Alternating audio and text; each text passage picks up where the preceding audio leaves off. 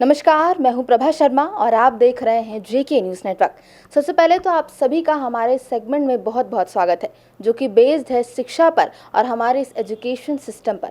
और इस पर आज बात करने के लिए हमारे साथ मौजूद हैं जेके इंटरनेशनल स्कूल के डायरेक्टर श्री राम इकबाल सिंह सर, जो कि पहले भी जेवीएम शामली और ब्रिजफोर्ड जैसे नामचीन स्कूलों में प्रिंसिपल और एज अ फाउंडर भी रह चुके हैं।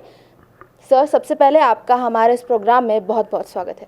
धन्यवाद सर, क्योंकि हम अभी आप फिलहाल जो है वर्तमान काल की बात करें, आप 5 सालों से जेके इंटरनेशनल जो हमारा इंस्टीट्यूट है उससे जुड़े हुए हैं, तो इसकी जो स्थापना हुई इसके लिए आपकी जो परिकल्पना थी वो क्या थी?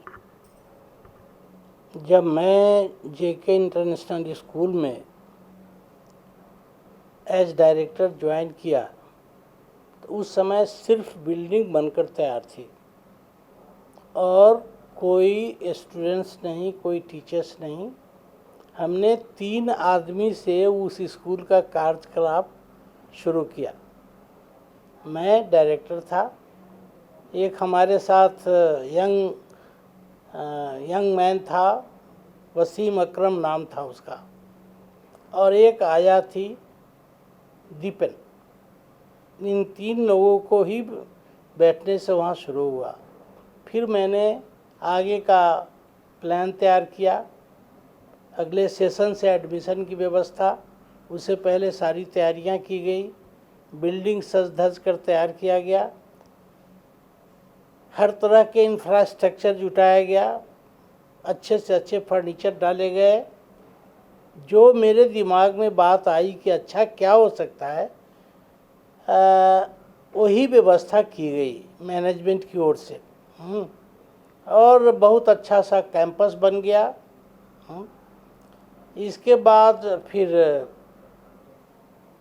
समाज में लोगों तक ये समाचार पहुंचाया गया कि जेके इंटरनेशनल स्कूल एक नई संस्था आ रही है जो रांची के अच्छी संस्थाओं की कतार में ही आगे आकर अपना स्थान बनाएगा। जी, और अब जैसा कि इन 5 सालों में हमने देखा, उसने काफ़ी बहुत ही अच्छी पहचान बना ली है। लेकिन जैसा कि आपने बात किया कि इंफ्रास्ट्रक्चर की पूरी तैयारियां की गई कि बिल्डिंग वहां पर अच्छी हो, बच्चों को सारे प्रावधान मिले। लेकिन अब जो सिनेरियो है कोरोना काल के बाद, वो पूरी तरीके से बदल चुका है। अब ये जो सिस्टम है वो ऑफलाइन से ऑनलाइन आ चुका है, तो इसके बारे में आप क्या बताना चाहेंगे? देखिए, ये तो सही मायने में मजबूरी है। जो हमारी सिस्टम पहले चल रही थी, हाँ, वो सिस्टम ज़्यादा ही इफ़ेक्टिव था बच्चों के लिए। और क्योंकि आमने सामने शिक्षक शिक्षिकाओं और बच्चों के बीच इंटरेक्शन होता था। मेरा मानना है कि साइकोलॉजिकल पॉइंट ऑफ व्यू से उस इंटरेक्शन में बच्चे जो है बहुत प्रसन्न और खुश होकर के सब कुछ ग्रहण करते थे, खेलते थे, कूदते थे, आपस में बातें करते थे, प्लेग्राउंड जाते थे, स्विमिंग पूल जाते थे, और जितनी भी एक्टिविटीज है, डिबेट है, एलिक्यूशन है, दिस एंड दैट है, सब में बड़ी सहजतापूर्वक भाग लिया करते थे। तो वो माहौल तो बहुत ही बढ़िया हम लोगों ने जेके इंटरनेशनल स्कूल में बना दिया था। अच्छे अच्छे पुरस्कार बच्चे लेकर आ रहे थे। हम लोगों को भी खुशी होती थी जब उसे असेंबली में अनाउंस करते थे कि इतने बच्चों ने हमारे ये जीते, वो जीते। अब ये जो कोरोना काल का जो संकट आ गया, उस संकट में वो व्यवस्था चल नहीं सकती थी जी। इसलिए हमें ऑनलाइन पर स्विच ओवर करना पड़ा। हाँ, और ऑनलाइन में हमारे सारे शिक्षक सब्जेक्ट वाइज सवेरे 9 बजे से लेकर 1 बजे तक विभिन्न विषयों पर बच्चों को समझाते हैं और इसके बाद उनको गृह कार्य भी देते हैं। फिर इसके बाद उसको जो तैयार करके बच्चे आते हैं उसको चेक भी करते हैं, बीच बीच में उसकी परीक्षाएं भी लेते हैं। और अभी अल्टरनेटिव के रूप में चल रहा है ठीक ठाक। तो जैसा आपने सर शुरू में ही कहा कि ये एक तरीके से मजबूरी ही है कि कोरोना काल में जैसे इतना जो लोग पहले असेंबली होती थी, सारे बच्चे साथ में असेंबली में असेंबल होते थे, जो वैसे स्टूडेंट्स होते थे जो स्टेज में सामने आकर अपना जो भी विचार होता स्पीच देते थे, तो वो एक अलग ही माहौल बन जाता था। लेकिन अब जो कि वो ट्रांसफ़र हो चुका है, ऑनलाइन क्लासेस हो रहे हैं, और जैसा कि आपने बताया कि जो टीचर्स होते हैं ऑनलाइन ही उन्हें होमवर्क दे रहे हैं, ऑनलाइन ही एग्ज़ाम्स हो रहे हैं। लेकिन फिर भी क्योंकि पहले भी इंतज़ार किया है लोगों ने, कुछ महीनों तक स्कूल बंद रहे हैं पूरी तरह, लेकिन फिर भी उसके बाद फिर देखा गया कि नहीं, अब हमें कोरोना के साथ ही जीना होगा, तभी जाकर के सारे स्कूल्स में ये ऑनलाइन क्लासेस भी शुरू हो गए। तो अगर इसमें कुछ हम पॉजिटिव अगर देखना चाहें कि अगर हम अगर स्टूडेंट्स को ये कुछ मैसेज देना चाहें कि इस ऑनलाइन क्लासेस में भी सब कुछ चेंज होने के बाद भी हम क्या कुछ अच्छा ले सकते हैं इससे? तो ये ऑनलाइन क्लासेज में बच्चे में श्रेणी है, कैटेगरीज है। जो अच्छे बच्चे हैं जी वो तो एंजॉय कर रहे हैं, जी वो सीख रहे हैं, और जो बहुत ब्राइट नहीं है वो थोड़ा उससे भागने की कोशिश करते हैं। हालांकि हम लोग अटेंडेंस लेते हैं, उस पर निगरानी रखते हैं कि कितने बच्चे अटेंड कर रहे हैं, लेकिन मुझे लगता है कि जो हमारे समाज और देश की परिस्थितियां हैं उन सारे बच्चों के लायक ये माहौल नहीं है। क्योंकि कुछ ऐसे भी बच्चे हैं जिनके पेरेंट्स अफोर्ड नहीं कर सकते, उनके पास मोबाइल नहीं है, उनके पास लैपटॉप नहीं है, हाँ, तो उन बच्चों के लिए कठिनाई हो रही है। अब उसके अल्टरनेटिव व्यवस्था पर हम लोग सोचते रहे कि सारे बच्चों में क्यों इसमें कैसे लाया जाए, तो अल्टीमेटली निकल कर के आया कि जो पेरेंट्स अफोर्ड नहीं कर पाते हैं, मैं जानता हूँ सामाजिक परिस्थितियाँ क्या हैं, सब बराबर के नहीं हैं, तो उसमें ये हुआ कि जिन बच्चों के पास ये इंफ्रास्ट्रक्चर है, ये साधन है, उसके अगल बगल में जो बच्चे हैं, हाँ, और वो अफोर्ड नहीं कर रहे हैं, तो उनके साथ उसको टैग कर दिया जाए। जी, एक बहुत ही अच्छा तरीका सर ने सुझाया है कि ऑनलाइन क्लासेस में एक बहुत बड़ी प्रॉब्लम आ रही थी कि अगर लोग गाँव में भी रह रहे हैं, कुछ लोग कोरोना काल में अपने घर चले गए हैं, और फिर ज़रूरी नहीं कि हर घर में सबके पास स्मार्टफोन हो जिसमें वो ऑनलाइन क्लासेस कर सके। तो ये भी एक अच्छा तरीका है कि अगर अगल बगल में एक ही स्कूल के जो बच्चे हैं वो साथ में रह रहे हैं, तो एक साथ वो क्लासेस कर सकते हैं और एक साथ चीज़ें सीख सकते हैं। तो ये भी एक बदलाव के साथ एक पॉजिटिव चीज़ जो सर ने हमें बताई कि ये चीज़ निकल कर बाहर आ सकती है। सर, इसके बाद क्योंकि हम जानते हैं कि आप 50 सालों से भी ज़्यादा इस शिक्षा जो पूरा सिस्टम रहा है उसमें आप काम करते रहे हैं, तो अभी एक रिसेंटली बहुत ही बड़ा बदलाव आया है हमारे भारत की शिक्षा नीति में, जिसमें जो हमारा 10th होता था, बोर्ड बहुत इंपॉर्टेंट होता था, 11th 12th होता था, वो पूरी तरीके से बदल गया है। तो उसके बारे में आप क्या कहना चाहेंगे? अभी के व्यवस्था में ये सिस्टम चेंज कर दिया गया जी। जैसे 5 + 3 + 3 + 4 जी। ये व्यवस्था बनकर आई है। अभी इसको व्यवहारिक तौर पर इम्प्लीमेंट तो नहीं किया गया है, अभी इस पर मंथन होगा, इसकी उपयोगिता देखी जाएगी। देश में जो मेरी मान्यता है और मेरा समझ है कि पूरे देश में शिक्षण व्यवस्था एक जैसी होनी चाहिए जी। और तभी इस देश का शिक्षा के क्षेत्र में समुचित विकास होगा। उसको ध्यान में रखते हुए ये व्यवस्था लाई गई है। यदि ये इफेक्टिवली पूरी तरह लागू हो जाता है, हाँ, तो मेरे समझ से बहुत उपयोगी होगा और सबके लिए अच्छा रहेगा। जैसे आपने सर कहा कि ये अभी तक लागू नहीं हुआ है देश में, इस पर मंथन हो रहा है और भी चीज़ें होंगी, क्योंकि लागू भी अचानक से हुआ था, किसी को इसकी खबर भी नहीं थी।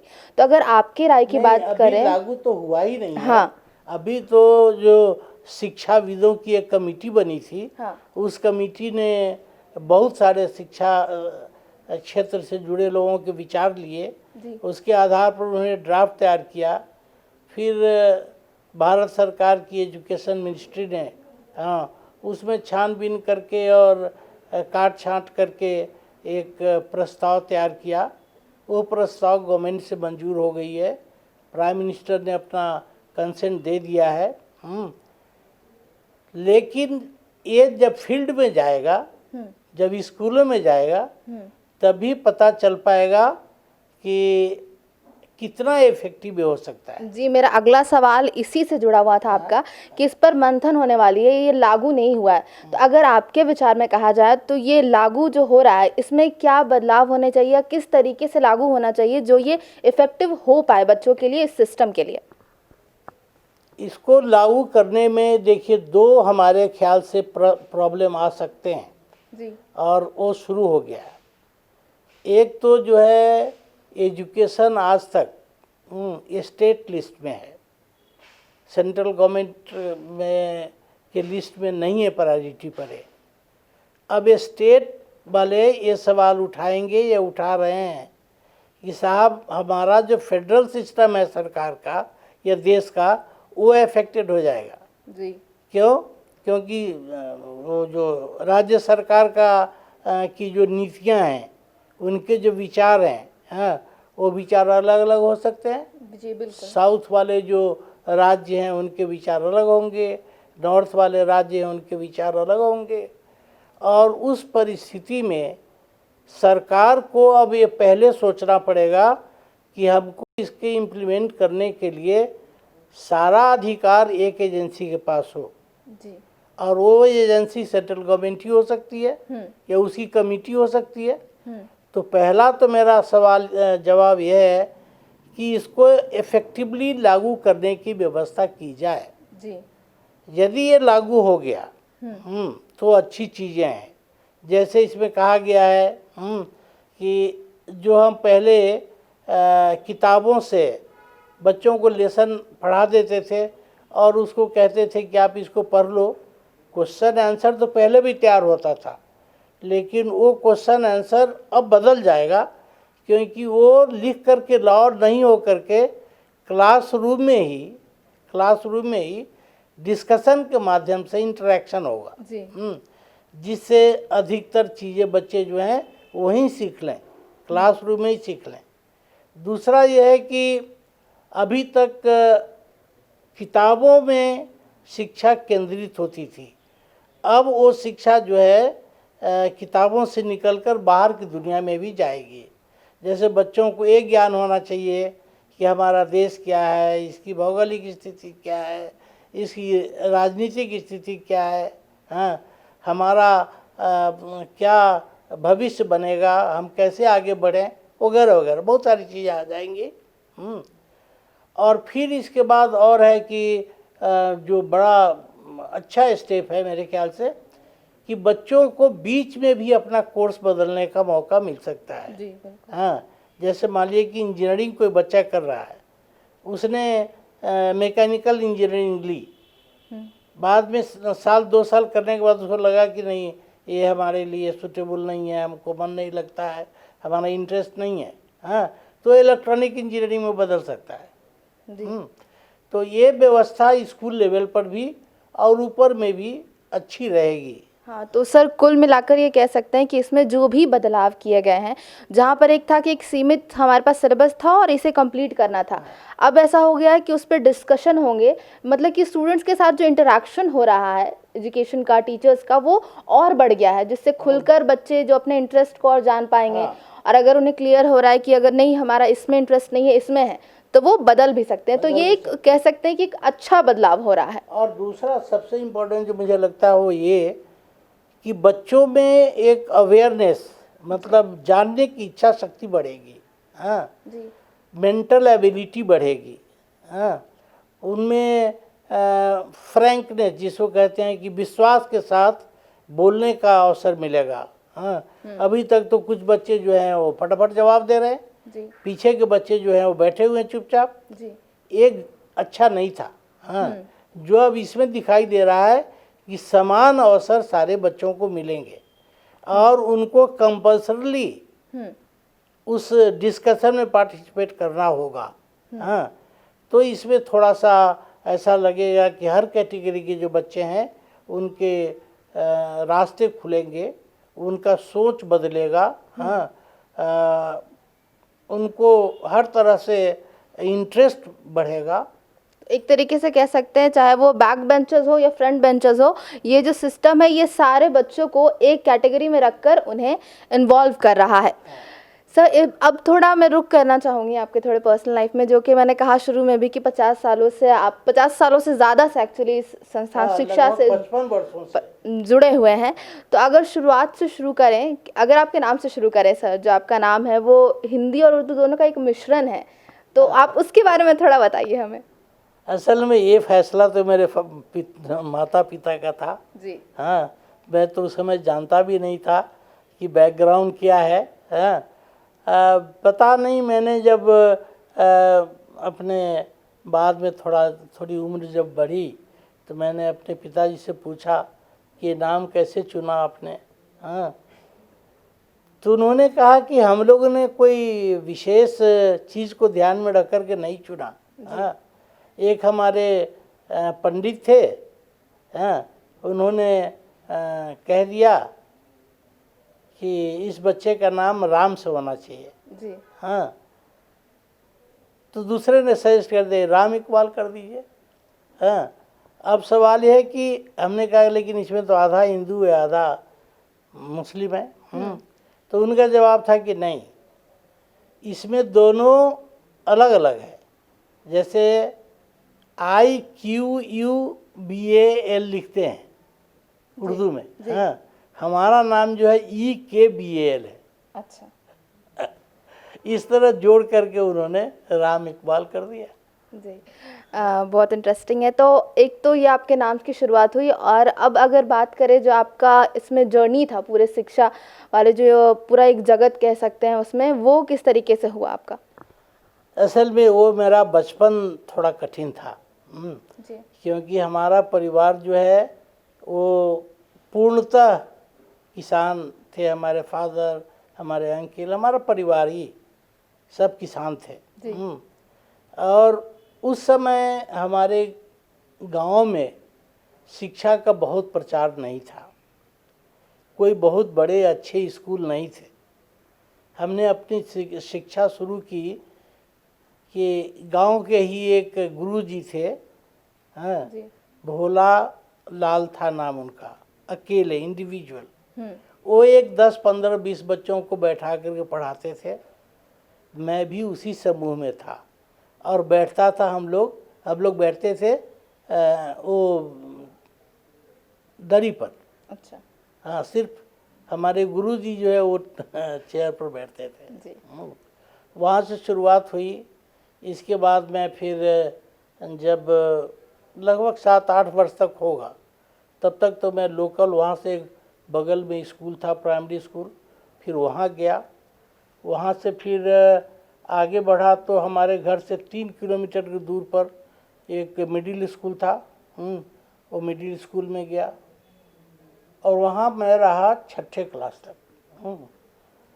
6ठे क्लास तक के बाद मेरे एक रिलेटिव हुआ करते थे दरभंगा ज़िला में,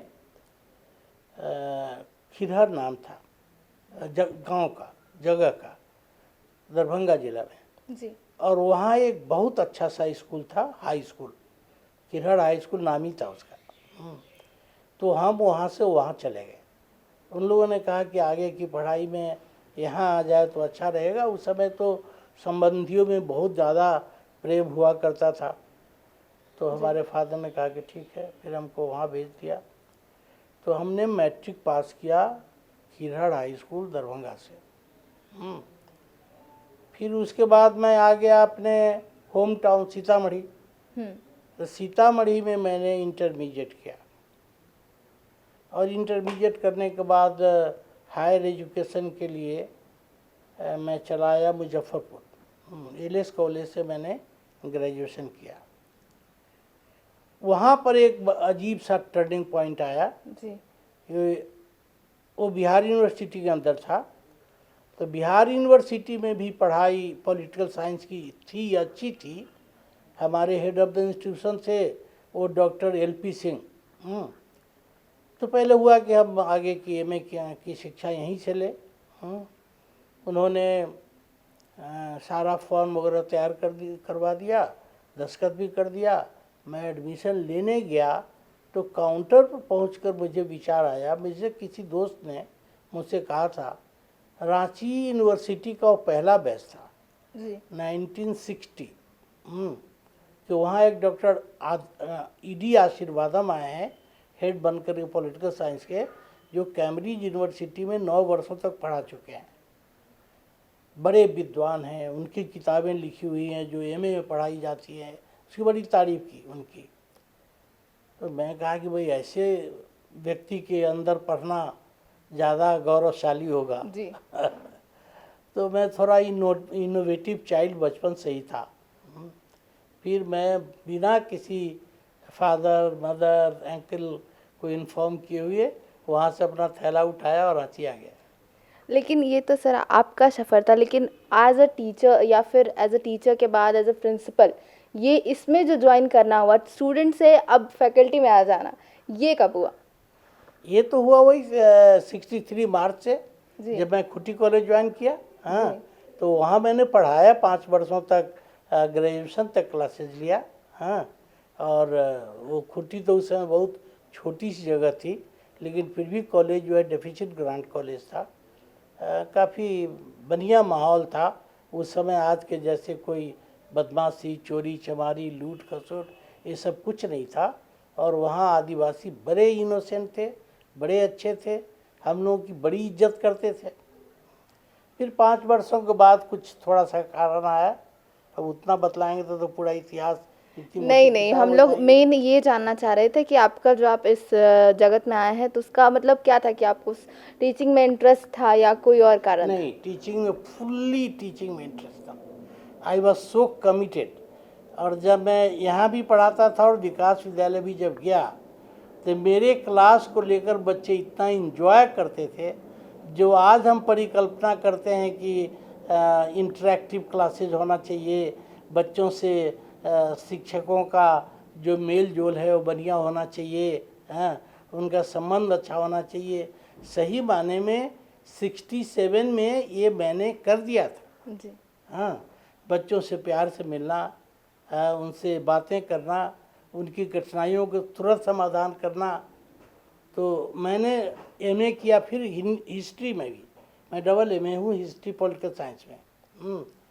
तो एक सवाल मैं पढ़ा रहा था,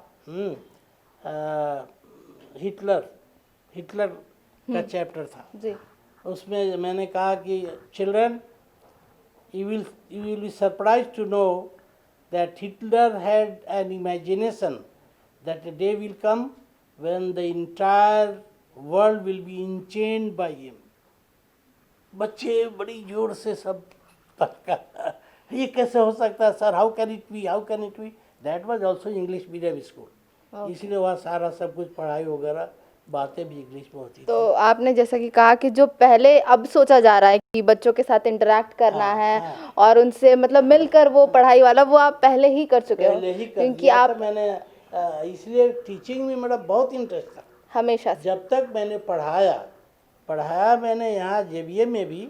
जी लेकिन जेबीए में चूंकि प्रिंसिपल बनने के बाद बहुत व्यस्तता बढ़ गई एडमिनिस्ट्रेटिव वर्क में। हाँ, जी तो मैं 1-2 क्लास लेता था, और वो भी नॉट एवरी डे। मान लिए कभी मन में आया, क्लास चले गए और कोई टॉपिक उठाकर पढ़ा दिया। जी हाँ, तो चाहे टॉपिक अब साइंस का है, फिजिक्स का है, हाँ, उसको मैं जनरल टीचिंग से कनेक्ट कर दिया।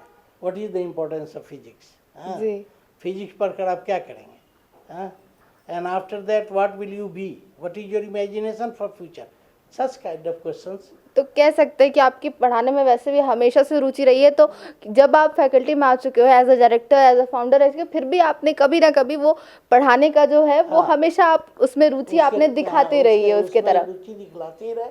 उतना ही नहीं, जो चीज़ मैं क्लासरूम में पढ़ा था जी वो मैंने बच्चों को अपने ऑफिस में पढ़ाई। जी लाखों की संख्या मेरे सामने से गुजर गए, हाँ, और कठिन से कठिन समय मैंने उनके देखे हैं। और अपने ऑफिस रूम में जो उनको मैंने शिक्षा दी, वो शिक्षा जीवन भर के लिए उनका लक्ष्य बन गया। लक्ष्य से एक चीज़ कहा जाता है, अगर इस इंटरव्यू के आखिरी में अगर आपको कहें कि जो अभी के स्टूडेंट्स हैं, चाहे वो स्कूल के हों या इंटरमीडिएट से आगे चले गए हों, इस कोरोना काल में बहुत सारी चीज़ें रुक चुकी हैं। जैसे ग्रेजुएशन से स्कूल्स तो ऑनलाइन चल रहे हैं, लेकिन कॉलेजेस कहीं पर हो पा रहे हैं ऑनलाइन, कहीं नहीं हो पा रहे। तो अगर एंडिंग में अगर एक काइंड ऑफ मैसेज देना चाहें सबको for all category of students, तो आप क्या कहेंगे? मैं इस अवसर पर 3 बातें कहना चाहूँगा। एक तो ये है कि शिक्षण संस्थान की व्यवस्था में शिक्षकों की इतनी रुचि हो कि उन पर बिना दबाव के अपने मन से वो अच्छी शिक्षा बच्चों को ऑनलाइन दें। जी, क्योंकि इसको वही लोग इमेजिन कर सकते हैं, वही लोग प्लान कर सकते हैं। कोई ऑफिस तो है नहीं, कोई प्रिंसिपल डायरेक्टर तो है नहीं, हाँ, कि उन पर दबाव डालें कि ये पढ़ाई अच्छी नहीं हुई, ऐसा नहीं हुआ। पहली बात ये है। दूसरी बात है कि जो मैंने पहले ही कहा कि बच्चे जो ऑनलाइन शिक्षा ले रहे हैं उसमें बहुत सारे बच्चे हैं जो रुचि ले रहे हैं, कुछ बच्चे ऐसे हैं जिनको रुचि नहीं है। तो उनकी रुचि के पीछे ये भी कारण है कि उनके पास साधन नहीं है। जी, तो उस साधन को उपलब्ध कराने के लिए, हाँ, जो मैंने कहा कि एक तो व्यवस्था ये हो सकती है कि एक बच्चे को कहा जाए कि भाई दूसरा जो तुम्हारे बगल में है, हाँ, उसको तुम अपने मोबाइल से या लैपटॉप से हेल्प करो, लोग साथ में ही पढ़ाई कर लें। पढ़ाई करें। और अल्टीमेटली ये हो सकता है, जो है कठिन, कि शिक्षण संस्थान कुछ व्यवस्था करे, लेकिन ये बहुत लंबा चलने वाली व्यवस्था नहीं है। हाँ, तो अंत में ये चीज़ हम लोग कह सकते हैं, जो 3 चीज़ें आपने सर हमें बताई कि ऐसा एक एजुकेशन सिस्टम मेन जो बेसिकली तीनों पॉइंट को मिलाकर कहें कि टीचर्स पे भी प्रेशर ना पड़े, जो स्टूडेंट्स हैं वो भी अच्छी तरीके से ऑनलाइन में अपनी शिक्षा को कैरी ऑन कर सकें। तो सर इस चीज़ में हमने बहुत कुछ सीखा आपसे, चाहे वो आपका जो शिक्षण में जो जर्नी रहा हो या फिर जो पर्सनल एक्सपीरियंस रहा हो, इन सब के लिए सर आपका बहुत बहुत धन्यवाद। और इसी के साथ हम अपना ये सेगमेंट यहीं पर ख़त्म करते हैं। देखने के लिए आपका बहुत बहुत शुक्रिया। आगे और भी ऐसे इंटरव्यूज़ और रोचक तथ्यों के साथ हम आपके साथ सामने आते रहेंगे। बने रहिए। आपकी टीम को भी मेरी ओर से बहुत बहुत बहुत बहुत धन्यवाद सर। तो बने रहिए हमारे साथ with JK news network Ranchi.